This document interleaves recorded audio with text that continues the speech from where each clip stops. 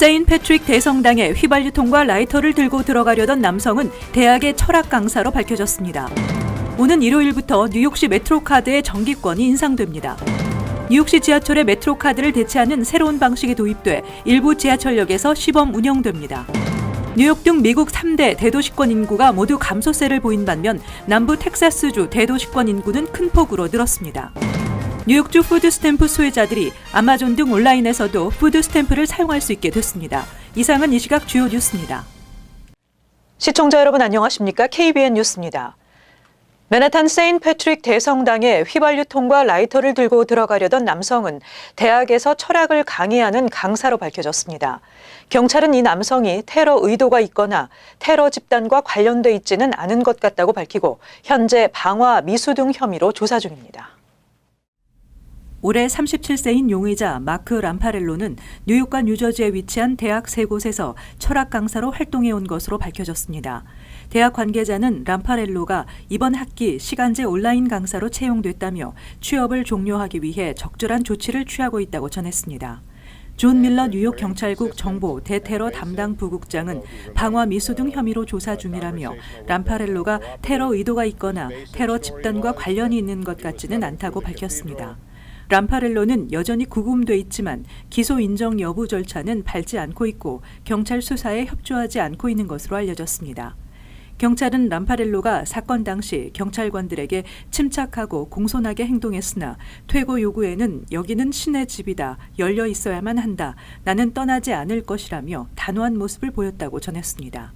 람파렐로가 18일 오후 5시 30분 이탈리아 로마행 항공편을 예약한 것도 확인됐지만 여행 동기 등은 확인되지 않고 있습니다.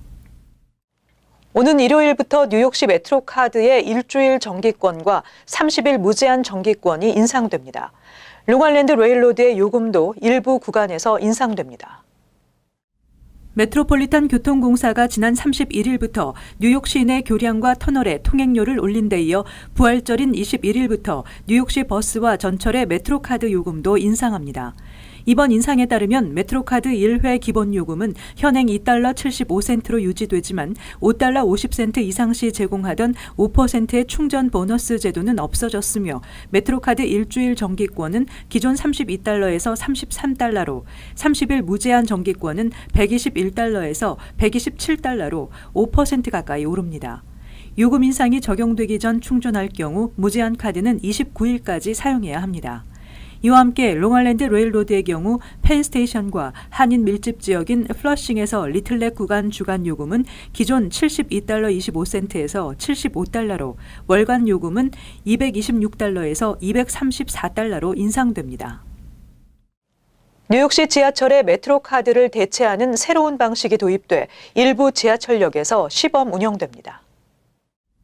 메트로폴리탄 교통공사는 새로운 카드 리더기 옴니를 공개하고 뉴욕시 16개 지하철역에서 시범 운영한다고 밝혔습니다. 새로운 방식은 이미 한국에서 지하철역이나 버스 탑승 시에 사용하고 있는 요금 지급 방법과 같은 것으로 스캔하듯 스마트폰을 리더기에 갖다 대는 방식입니다.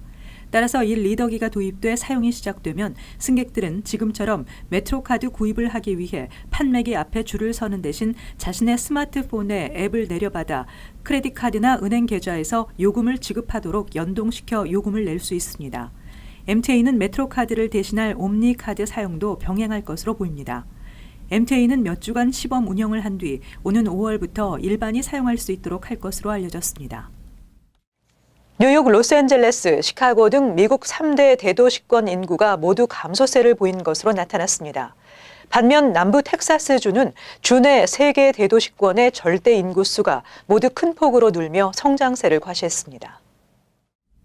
연방인구조사국이 공개한 최신 자료에 따르면 2018년 7월 기준 뉴욕의 대도시권 인구는 1,998만 9,400여 명으로 전년에 비해 19,400여 명 줄어들어 10여 년 만에 처음 감소세를 기록했습니다.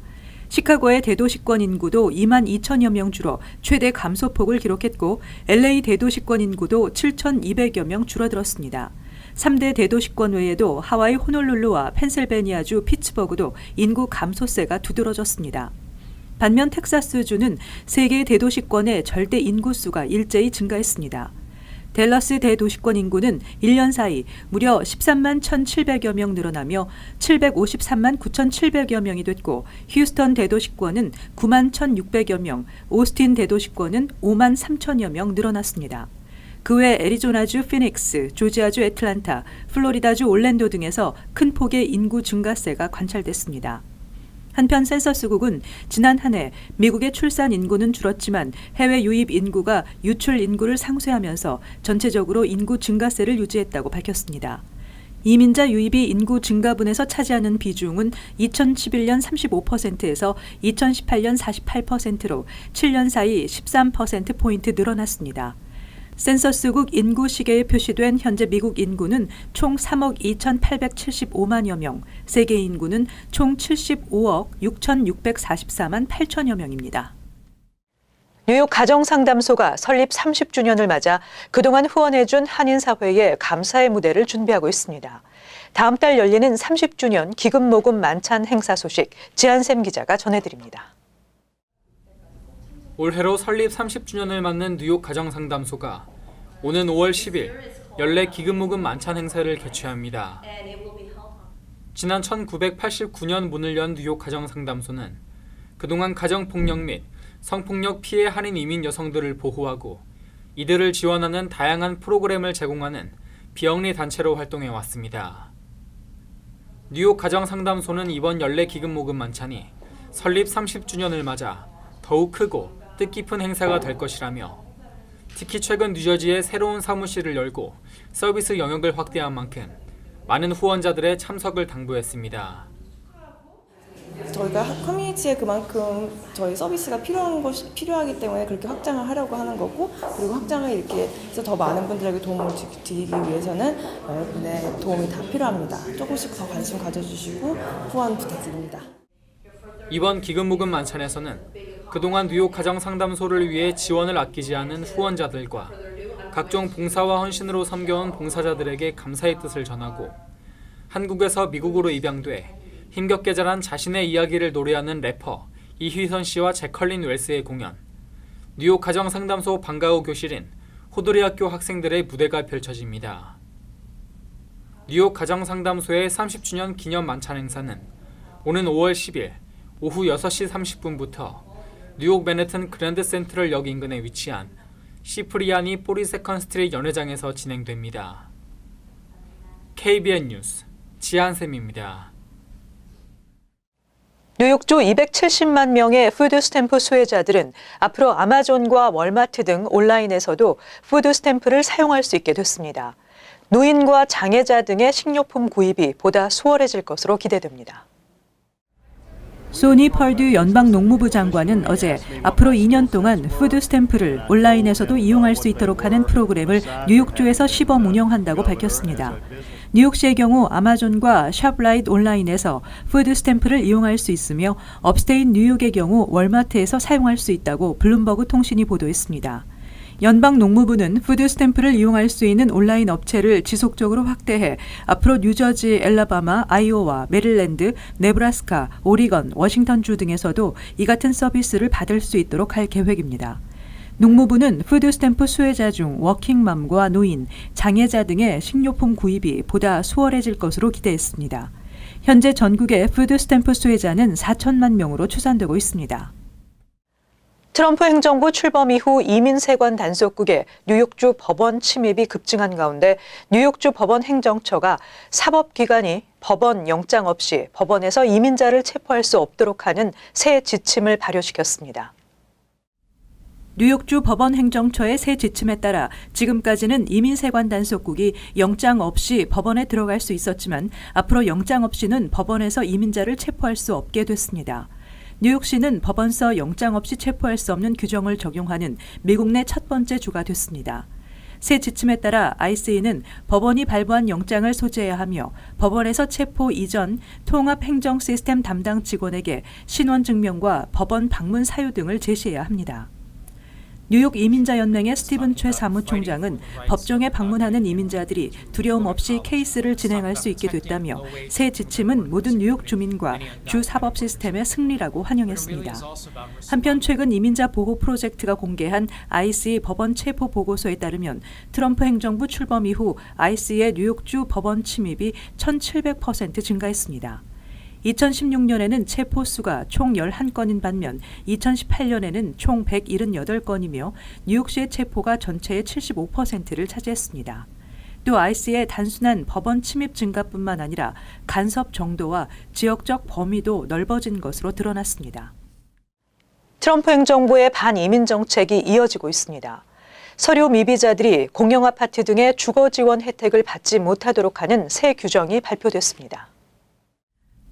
국토도시개발부가 외국인 전산 승인 프로그램을 적용시켜 세입자들의 체류 신분을 조회해 서류 미비자들의 주거 지원 혜택을 막는 새로운 규정을 발표했다고 뉴욕타임즈가 어제 보도했습니다. 현재 서류 미비자를 포함한 모든 사람이 신분 상태를 밝히지 않아도 공용 아파트에 입주해 주거 지원 혜택을 받을 수 있었지만 새 규정이 적용되면 서류 미비자들은 기존에 받았던 주거 혜택을 받지 못하며 6개월 내에 다른 곳으로 이주해야 합니다. 6개월씩 주어지는 이주 기간을 2차례 연장할 수 있어 이론적으로는 최대 18개월까지 강제 퇴거가 유예됩니다. 한편 국토도시개발부가 시민권자의 배우자나 가족인 서류 미비자들에게도 규제 대상으로 삼을지 여부는 아직 밝혀지지 않았습니다. 버락 오바마 전 행정부 당시 국토도시개발부 장관을 지낸 줄리안 카스트로는 새 규정은 도널드 트럼프 행정부가 이민자 커뮤니티를 억압하는 또 다른 방법이라고 강력히 비난했습니다. 트럼프 행정부는 지난해부터 정부 복지 프로그램 수혜자의 영주권 취득 등 이민 혜택을 제한하는 공적 부담 규정 개정안을 주장해오면서 이민 신청 기각 사례가 급증하고 있고 상무부는 2020 센서스에 시민권자 여부를 묻는 문항을 추가할 것이라고 밝힌 바 있습니다. 뉴저지 등 12개 주에서는 흡연 허용 연령을 21세로 상향 조정했는데요. 이번에는 연방정부 차원에서 흡연 허용 연령을 18세에서 21세로 상향하는 방안이 추진됩니다. 미치 매코넬 상원 공화당 원내대표는 오늘 흡연 허용 연령을 전국적으로 18세에서 21세로 일괄 상향하는 법안을 준비 중이라고 발표했습니다. 이 법안의 적용을 받는 담배 제품에는 전자담배도 포함되며 담배를 구입하는 소비자의 연령을 확인할 책임은 담배 소매업자에게 부여하도록 했습니다. 매코넬 원내대표는 전자담배는 학생들에게 가장 심각한 위협이 되고 있다며 흡연 허용 연령을 21세로 올리는 것은 학생들이 전자담배에 접근하는 기회를 줄일 것이라고 말했습니다. 질병통제예방센터에 따르면 지난해 300만 명 이상의 고등학생들이 전자담배를 사용했습니다. 전년에 비해 78% 증가한 수치입니다. 담배 제조업체인 말보로와 알트리아는 성명을 통해 모든 담배 제품에 대한 법적 구매 연령을 높이는 것을 강력히 지지한다며 미성년자 전자담배 이용률 증가를 낮추는 가장 효과적인 조치라고 발표했습니다. 현재 뉴저지와 캘리포니아, 매사추세츠 등 12개 주는 이미 흡연 허용 연령을 21세로 높이는 법을 시행 중에 있으며 뉴욕과 메릴랜드도 법안 통과를 눈앞에 두고 있습니다.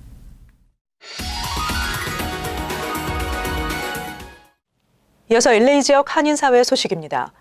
최근 한인타운을 비롯해 LA 곳곳에서 전동 스쿠터 열풍이 불고 있는 가운데 이를 범죄 도구로 악용한 절도 행각이 기승을 부리고 있습니다.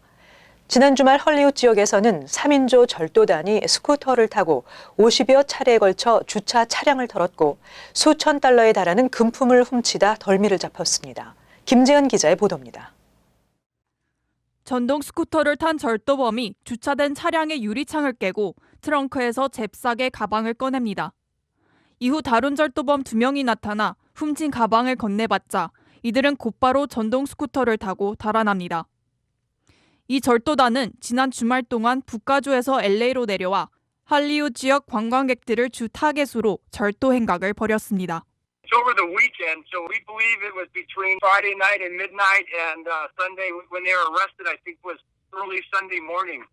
So over about a 50-hour period. 이틀 사이에 무려 50대의 차량이 피해를 봤으며 가방과 노트북 등 훔쳐간 금품의 피해액은 수천 달러에 달하는 것으로 확인됐습니다. 편리한 교통수단으로 주목받고 있는 공유 전동 스쿠터지만 최근에는 범죄에 악용되는 도구가 되고 있습니다. As these scooters are introduced into Los Angeles and specific in the Hollywood community, it seems more and more every day there's more scooters available to utilize. It could be a concern for us, so it's something that could be a part of future crime trends. 그만큼 소지품과 차량 도난에 주의하는 자세를 습관화하는 것이 중요하다는 지적입니다. The advice is always is to lock your vehicle. Too often in Hollywood, people do not lock their cars, as simple as it sounds. Last year we had 44 cars stolen in 1 week in Hollywood. Of the 44, 22 were unlocked. LAPD는 현재 이번 사건의 절도 용의자 2명을 체포했고 나머지 1명을 수배 중입니다. 당국은 용의자들은 보다 큰 절도 범죄 조직의 일부로 보인다며 북가주 수사기관과 협력해 수사를 진행할 계획이라고 덧붙였습니다. MBC 뉴스 김재은입니다. 한인타운의 아파트에서 우편물을 훔쳐 달아나는 절도 사건이 기승을 부리고 있습니다. LAPD 경찰에 따르면 어제 오후 6시쯤 히스패닉 남성이 현관 인터폰을 뜯은 뒤 아파트에 침입해 자신이 소지하고 있던 열쇠로 우편함을 연 뒤 모든 우편물과 택배 등을 훔쳐 달아나는 절도 사건이 발생했습니다. 이 아파트에 거주하는 이 씨는 우편함을 확인하던 중 수상한 점을 발견하고 아파트 매니저에 연락해 CCTV를 확인한 후 경찰에 신고했다고 전했습니다. 한편 최근 한인타운의 한 아파트에서도 한 달마다 정기적으로 절도 사건이 발생하고 있습니다. 이어서 간추린 소식입니다. 뉴욕시 의회는 어제 종이봉투의 5센트의 수수료 부과 조례안을 찬성 38, 반대 9로 가결시켰습니다. 조례안은 현재 모든 소매점에서 무료로 제공하고 있는 종이봉투에 내년 3월부터 5센트의 수수료를 부과한다는 내용입니다. 빌 드블라지오 시장은 서명 의사를 이미 밝힌 바 있어 시행이 확실시되고 있습니다. 한편 뉴욕주에서는 내년 1월부터 모든 소매점에서 비닐봉투 사용이 금지됩니다. 스티브 벨론 서포 카운티장은 빠르면 5월 말부터 민원 신고 311 핫라인 서비스를 가동할 예정이라고 밝혔습니다. 벨론 카운티장은 311 핫라인 서비스는 주민들의 일반 민원 신고뿐만 아니라 응급 신고 핫라인 서비스인 911의 가중된 부담을 완화시키기 위한 목적이 있다고 전했습니다. 카운티는 시스템 운영을 위해 기존 카운티 공무원 일부 인력을 재배치하고 추가 인력을 고용해 운영할 예정이라고 밝혔습니다. 롱아일랜드 레일로드에 따르면 지난 3월 한 달 동안 정시 운행률은 94.6%를 기록하면서 자체 정시 운행률 목표치에 달성했다고 밝혔습니다. 롱아일랜드 레일로드는 고가도로 높이 조절, 열차 건널목 주변 안전장치 설치 등 열차 인프라 개선 프로젝트의 효과로 올 1월에서 3월 정시 운행률이 전년에 비해 4.9% 상승했다고 전했습니다. 한인 밀집 지역을 운행하는 포트 워싱턴 노선의 경우 95.3%로 전체 평균보다 높은 수치를 기록했습니다. 휴스턴 남부의 엑손 주유소 편의점에서 무장 강도가 쏜 총에 맞아 한인 직원 이세영 씨가 사망했습니다. 휴스턴 경찰국에 따르면 무장 강도 3명이 마스크를 쓰고 편의점에 들어와 이 중 1명이 이 씨에게 총을 겨눈 채 금품을 요구했고 이 씨는 손을 든 채 강도들의 요구에 응했지만 이들은 수차례 총격을 가했습니다. 이 씨의 사망 소식을 들은 주민들은 편의점 문 앞에 꽃을 놓으며 애도했습니다. 계속해서 환율과 증권 소식입니다.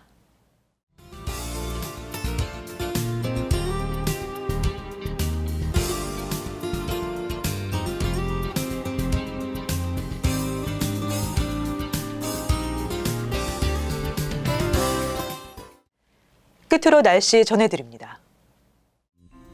토요일 흐리고 비가 예상됩니다. 낮 최고 기온은 64도, 섭씨 영상 18도, 밤 최저 기온은 54도, 섭씨 영상 12도 예상됩니다. 일요일 대체로 흐리고 몇 차례 비가 내리겠습니다. 월요일 역시 대체로 흐리고 한때 비가 예상됩니다. 이상으로 KBN 뉴스를 마칩니다. 즐거운 주말 되시기 바랍니다.